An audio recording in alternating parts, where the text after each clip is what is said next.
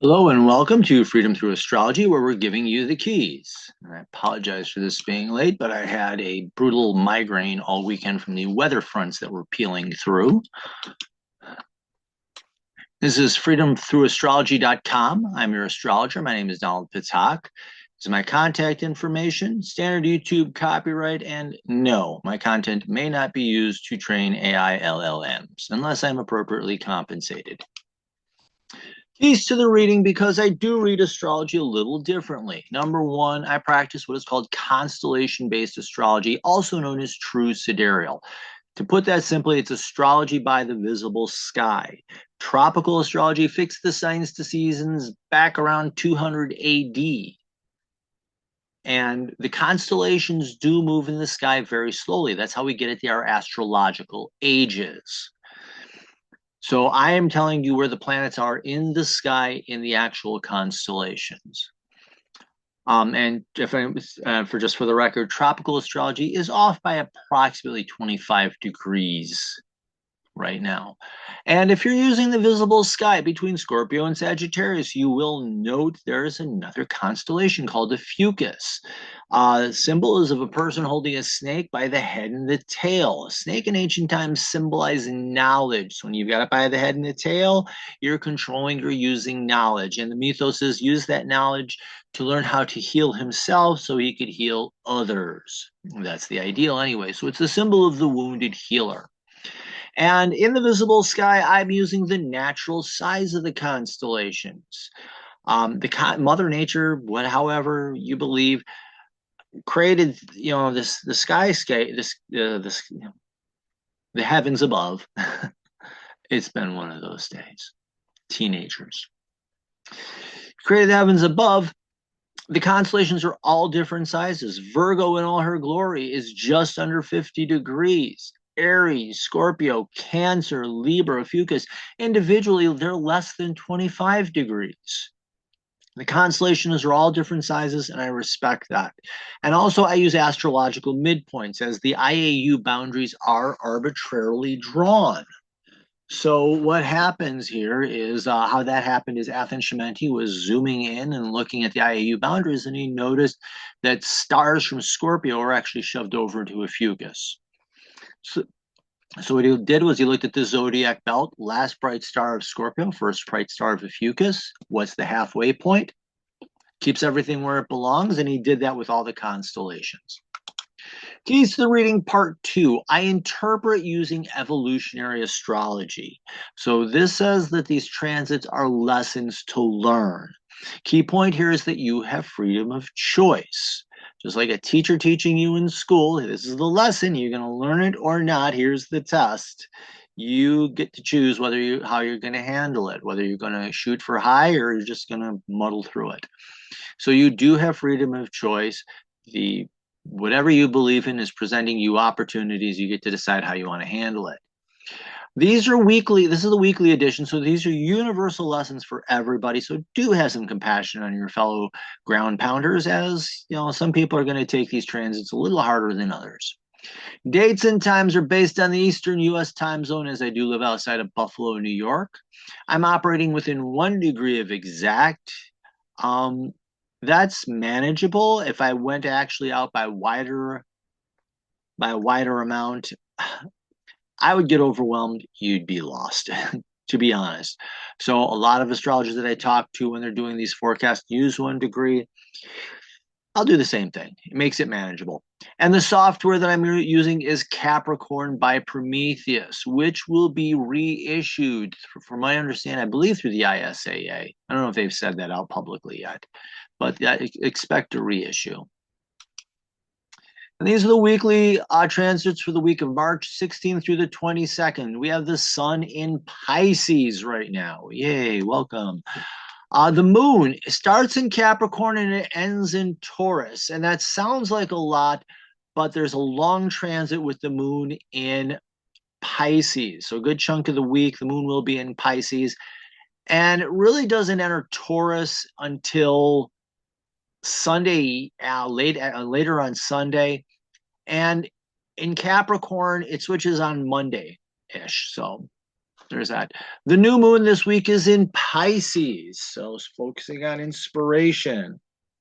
Let's see what else we have. Active inner planets for the week are going to be Mercury and the Sun, and Mercury first because it's got more transits than the Sun. So learning and communication will be a key focus, and then your core identity. We do have a long transit. These are the outer planets transiting each other, and these can go for a long time. And we have Saturn sextiling Pluto, so maturity and growth, creating an interest in transformation. That's just the Reader's Digest version of it. Mercury moves station direct this week, so that removes the last of our retrograde planets. Every planet at the end of this week will be moving forward in the sky. So we have no retrogrades after this week. Ouch. So let's take a look at our chart here. There's our week. And just we'll start with the moon here. And as you can see, Monday morning and early afternoon, we're in Capricorn. Then we go to Aquarius. Wednesday morning, put the Pisces sign over too early, but Wednesday morning, we're into Pisces. It's Wednesday, Thursday, Friday into Saturday morning. And then Saturday morning into Sunday. Later on Sunday, we're in Aries. So the moon is actually relatively steady this week. It sounded like it was a whole lot more, but it's the nature of the beast with the moon. And here we have that new moon in Pisces where the sun and the moon will be conjunct. It's really the moon transiting the sun. But that happens, and that happens late Wednesday evening. The sun will be set here in Western New York when that happens. So who will see that? Maybe the West Coast and beyond.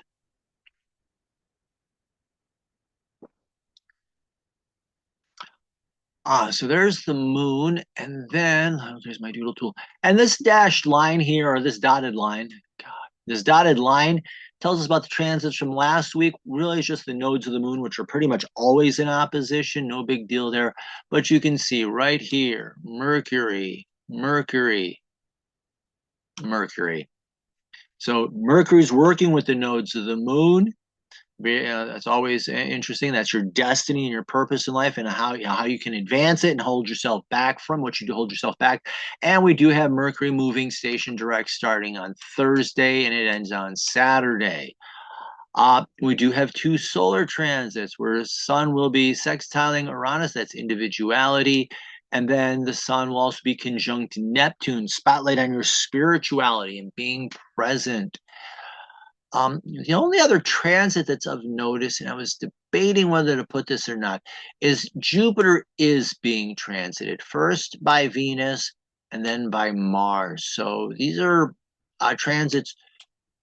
Jupiter teaches you self-confidence and opportunity. So there's that. Anything else I wanted to note here? Oh, yeah. We do have a super long transit with Mercury and the South Node because of that retrograde, and it's just the way it happens that it gets hit twice there. So we do have that long transit. We do have the long transit of Saturn and Uranus starting on Thursday. Thursday is going to be pretty intense day, honestly, because you do have that North Node. You do have the start of the Saturn and Pluto, and you do have the start of Mercury retrograde. And you're just getting over the new moon, and you got that nice moon in Pisces. So really, it's a slow start to the week, but then it just cascades into busier. I think there was something else I had written down in my notes, and it came to me in at work, and I wrote it down, and I actually accidentally left it on my desk at work. C'est la vie. So...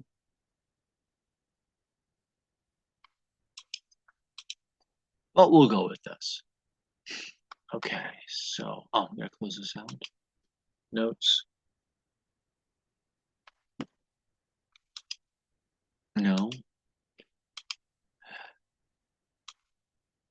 So we begin with the moon entering Capricorn. So you begin the week with the desire to get stuff done. Capricorn is the GSD sign, wants to roll up his sleeves and do work. So Monday morning, you might be motivated to put a little extra effort in, or what have you. But it's a time emotionally where you're ready to face difficult challenges, practice self-discipline, and just get stuff done and commit to what leads to success. The shadow here is becoming a bit of a control freak. And this can lead to loneliness and isolation because you're not controlling yourself, you're controlling others and trying to control outcomes. Doesn't work. And Monday, we have that long transit with Mercury retrograde in Aquarius opposite the South Node in Leo. So Mercury in Aquarius reflecting on, are you learning what interests you? Are you learning to speak your own truths?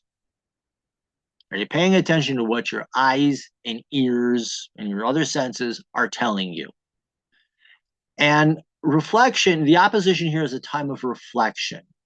So and the question here is, how are you holding yourself back with pointless drama? How is pointless drama keeping you away from paying attention to what's going on in front of your face? That's the ideal. The shadow here is getting stuck in this rigid mindset. And that can be, the textbook says this and I believe it. These are, not questioning anything, do what you're told, or being that pointless, mindless rebel, just going for the most extreme thing you get your hands on just to provoke a reaction from people. And this is a bit of a power struggle because it's fueling the South Node in Leo, which is how you hold yourself back. And all that is just going to fuel pointless drama. And it's going to create more problems than what it's worth. So the struggles of the past, just reliving through a rigid mindset. And also on Monday, this is afternoon, evening-ish, the moon enters Aquarius, emotional independence, time to feel what you're really feeling. Pay attention to your feelings and let yourself feel them. I hate to say it, but as men, we're told, big boys don't cry. Yeah, we do. Ladies are supposed to act a certain way. You know what? Feel what you're really feeling. That's the lesson of the moon in Aquarius. Let go of the fake feelings. Be you. The shadow here is feeling what you're not, or behaving in a way that you're not, that's not true to you. I notes here also say avoid acting out for the sake of it or denying what you feel in order to please others. Getting a reaction or just going over the top because you can. Hey. Tuesday, Sun in Pisces, sextiling Uranus in Taurus. Nice 3-day transit. Hold on. My glasses back on. They've been slipping all day. Sun in Pisces, just learning to be aware of yourself, being present. And as you're becoming more aware of who you are. And I think a key here for me personally is know what your sun sign is. Because you're becoming more aware of what your natal sun sign is. I'm a Taurus. So I'm becoming more aware of what it means to be a Taurus and paying attention a bit more to that.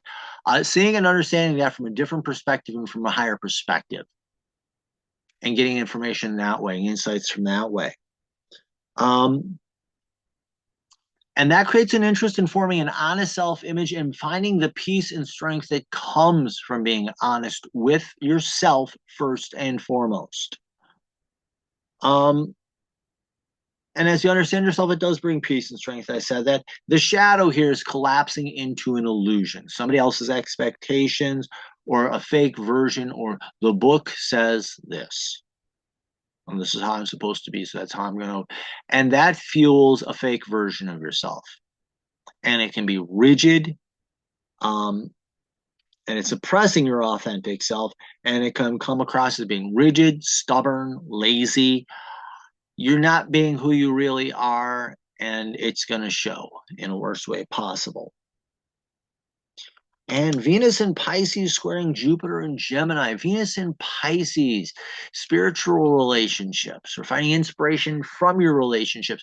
Also, Venus covers the arts, so artistic inspiration. And squares are challenges. The challenge here is to strengthen yourself. And it's strengthening the opportunity to learn and the opportunity to communicate. So as your relationships are being, finding inspiration, finding hope in your relationships, it's giving you help, helping you to have the opportunity to learn, having you the opportunity to communicate as well. Gemini is about learning and communication. The shadow here is that Venus can be slick and manipulative, lazy, and also in Pisces, uninspiring, just going through the motions because he can, trying to hide away, deny reality, living a fantasy. And that square is now a stumbling block or a struggle, one that can't be overcome.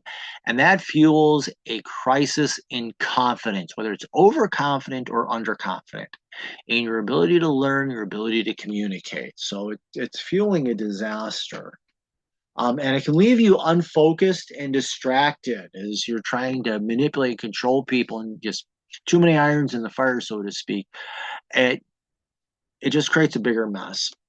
Now, what else did I have in my notes here? Yeah, being slick and manipulative or lazy in your efforts can come across as uninspiring or shallow and tumble into a crisis of confidence that leaves you unfocused or distracted. So, yeah. Wednesday morning, the moon enters Pisces. So emotional inspiration. You're finding something that just keeps you going for this week. Finding out about your true path in life, learning how to express it. Paying attention to the insights and what breakthroughs and advances it helps you to find. And this is from your higher self, I would say. The shadow is trying to escape and numb the pain of life. And result in a loss of vision, living some other purpose for no real reason.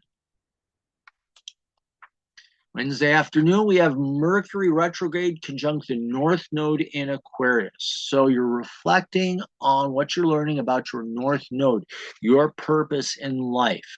So the key here, anytime you're dealing with the nodes of the moon, is, again, it helps to know where that is in your natal chart. I'll use myself as the example. My North Node is in Pisces. So ideally, I'm learning about my spirituality, spiritual self, spiritual gifts, etc. And as my North Node's now in Aquarius, how do I make that spiritual journey authentic to myself? What am I learning? Not what all my friends are doing, because, hey, that's what they like. It's what's true, what's speaking true to me.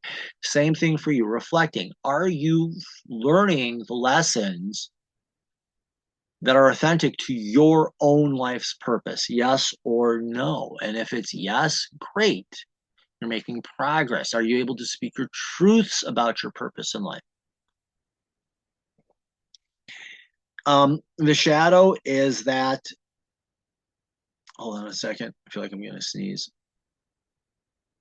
Oh, here we go. Is, again, Mercury gets mentally rigid, gets stuck in this rut, and it can be falling into this rut of other people's expectations and doing, everybody else is studying this, so I have to. Or you're acting out in rebellion just because you can, or just get a reaction from people. And either one of those pulls you away from your authentic purpose in life. And, has you living some other purpose for some other purpose for no real reason. You're just literally going through the motions. And at the same time, this is opposite the South Node in Leo. So how is the pointless drama of the past and how you self-sabotaged in the past? Reflect on that. So how is that and again, I'll use myself. I have Virgo, perfectionism. How am I holding myself back with perfectionism and living it out in pointless drama? And how is that undermining me learning my true purpose? Ideally, I'm aware of how I hold myself with these unrealistic expectations and how I play it out in the world and say, you know what, that's me shooting myself in the foot. Got to change that. So there we go. And then we have the new moon in Pisces at 22:39 Eastern time. So your mileage may vary depending on your time zone. And that's the moon and the sun being conjunct in Pisces. And in Pisces, ideally, the moon for me is kind of a healing journey. And so we're looking at emotional healing and what that does for yourself. So you're healing your core ego, your identity, and healing in Pisces, your spiritual nature. So this is a moment of healing and focus on connecting with your inner self and who you really are at heart. Everybody talks about the ego being a bad thing. There's something called a healthy ego. So ideally, you're healing this healthy ego and helping it get in contact with your spiritual self, your higher self, bringing in a deeper level of healing. And take time for contemplation, self-compassion during this. That's how you really find that deeper healing as well. The shadow here is numbing yourself to who you are at heart and living a fantasy and some false identity. And you're just and literally you're losing the vision for this time. Thursday. Here we go. Our super long transit is going to go from March 19th to April 6th. So we're going to be dealing with this for a few weeks. Saturn in Pisces, spiritual maturity. Just going to say it very simple that way. So spiritual maturity, spiritual growth, spiritual self-discipline, creating an interest. Sextile here, I'm saying, is going to be an interest in Pluto in Capricorn. Pluto, transformation, deep inner healing. And in Capricorn, Capricorn is doing that work. Capricorn, the sea goat, is very interesting because it's half seal, half goat. Seal, living in water, spirituality, inspiration, and turning into that goat, bringing that inspiration and that idea into reality. It's interesting that Capricorn's an earth sign, but it's taken what is higher, these grand ideas, these lofty ideals, these inspirations, and making them real. So how is your spiritual maturity helping you do the work of inner healing and inner transformation? Yeah. And the shadow. Saturn can fall into cynicism and a nihilistic attitude. That nihilistic attitude fits both Saturn and Pluto.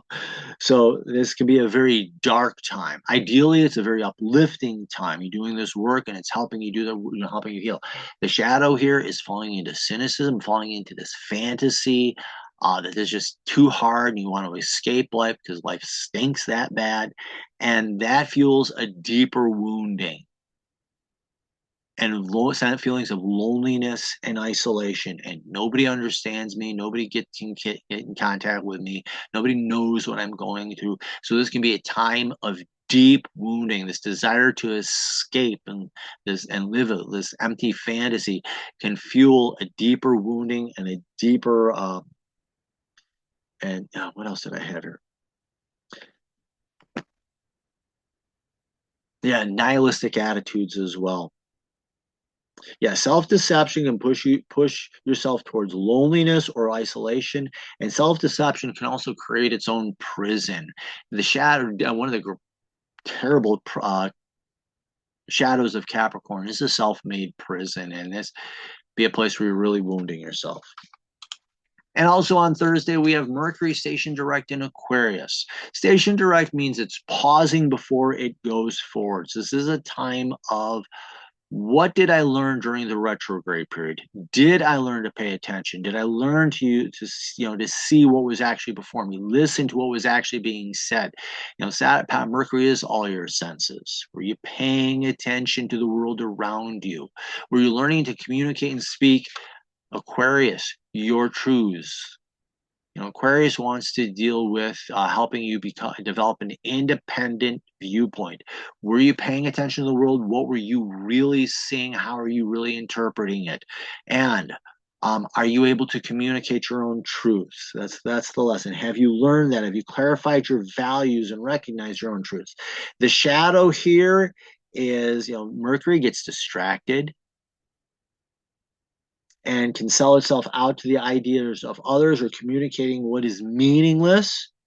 It can also be rebellious and contrarian for no reason. And in all of those, whether you're selling out or acting out, you can be seen as mentally rigid or defensive. People can see either one of those as being defensive responses.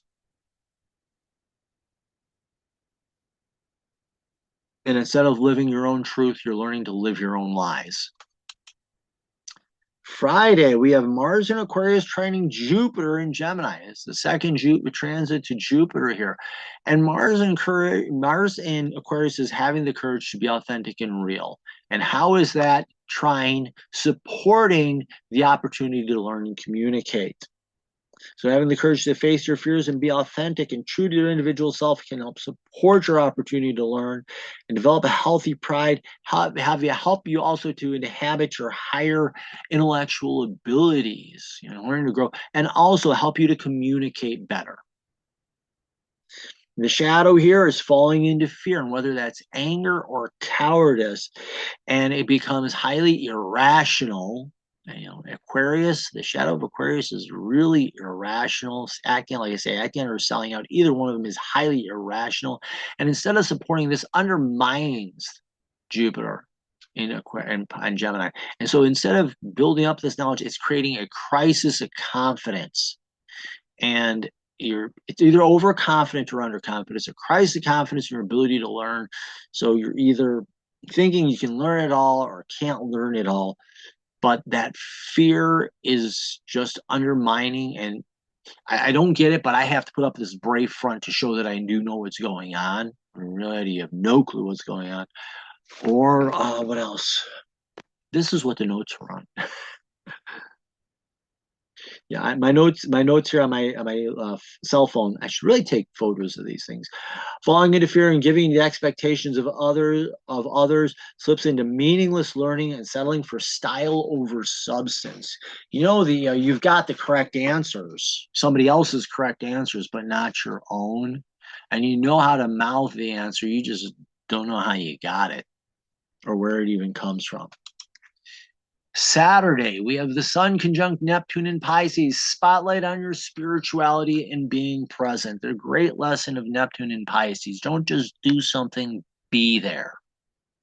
The great book by Ram Dass, Be Here, Be Now. So your spotlight is on your spirituality, being present and in this moment. And I'm talking about spirituality, not religion. Spirituality is your connection to the divine. Religion is man's rules, and usually somebody else is at that. So if you're falling into religion, that's you living somebody else's rules, and it's not going to serve you. You're falling into this idle fantasy and self-deception. And it's a way of escaping life or trying to numb yourself to the emptiness of it all. So ideally, the ideal is that you're learning about your own spirituality and it's helping to lift you up. The shadow is the ego gets out of control. It just wants to escape and numb the pain, and it sells it, and it just follows. It looks like, what's the easy way out here? And it falls into religion and rules, or it could deny its spirituality at all, or deny its spirituality completely. So, fall into atheism, I'm not sure, or agnosticism, I'm not sure, a lot of doubt, or atheism, absolute denial of the spiritual self. And on Saturday, we have the moon entering an Aries, not Aquarius. God, that was really in the week. We have Aries, 2 A's this week. Yay. So emotionally, you're up for a challenge, and you're ready to have a little courage. You're up for a challenge. You're ready to face the challenges of the weekend, whatever they may be. So it's time to feel brave and courageous. You got some energy to get up and do, and maybe tackle some challenges at home. Expect to face challenges in competition. Know that you have what it takes to meet whatever it is that rises up successfully. So it's a time of emotional courage. The shadow here is fear, and that can be anger, that can be cowardice. Very similar to Mars in that respect. But it falls into fear, can come out as wild rage or cowardice, the desire to hide away. Either one of them will fuel defeat.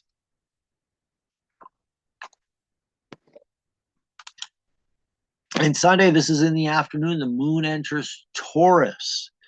So the second half of Sunday, you want to just chill out and take a break. Emotionally, you're ready for some peace and for some calm and for some time away and for some rest.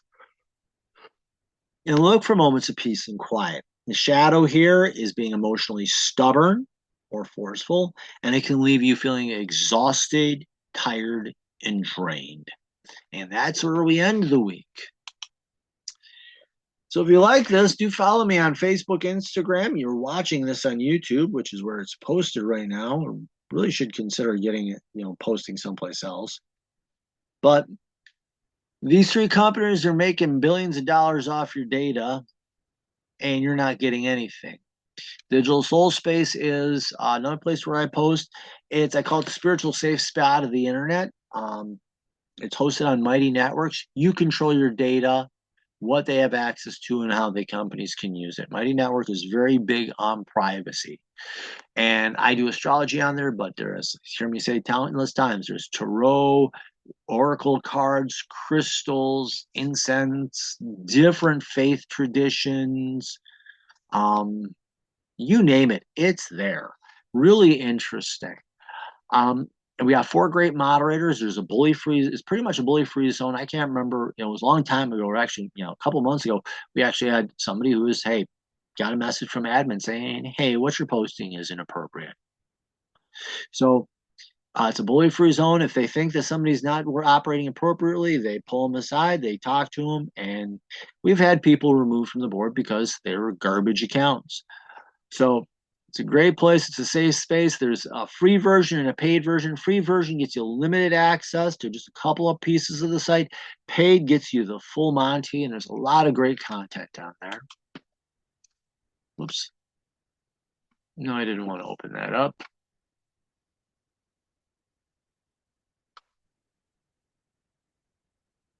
I close this out. There we go. There we go. And I do readings, and I have some packages. Quick 6, if you want to know how your chart changes from tropical to true sidereal, quick 6. I give you 6 key points, 6 essential points off of your chart. It's just a recording that you get. Voila. And if you want a full birth chart reading or natal chart reading, in evolutionary astrology, your birth chart is your birth contract. It's a map of the lessons you came here to learn. So it's not who you are, it's who you came here to become. Stephen Covey says, begin with the end in mind. That's what your birth chart really is. This is your end-all goal in life. To do that, I also offer what's called a karmic or a past life reading. If you're a one and done, this is a special lesson you came to learn. But if you believe in past lives, in a past life, something happened that created some negative karma. I can tell you basically who you were, what that bad karma was, how it was created, how you may be experiencing it in this life, and more importantly, how do you heal it? Because you're re-experiencing it so you can heal it. And I do horoscopes. That's why people have astrology. And I do 1 year, which is 12 months in a row, any 3 months in a row, or any 1 month, either first of the month or last of the month, or new moon to new moon. Sorry, it's still not over this daylight savings. Oh, Kit's looking for H2O. So depending on what you want to do with the 1 month, it can be the first to the end of the month, or it can be new moon to new moon, your choice. And I do have packages that combine these readings at various levels. Oh, come on. There we go. So thank you very much. Do like and follow me. Do share the video. And if you go to my website, you get a pop-up. Just enter your email address. It's a once-a-week newsletter that gets you a summary of all this and first access. So do like, follow, share, sign up for the newsletter. Remember, in the visible sky, your life changes. I really like dyslexia. I've been struggling with it lately too. So there you go. Have the best week possible. I apologize for these coming out on Monday. My goal is to get them back to Sunday afternoon, early evening. Thank you very much. Have the best week possible.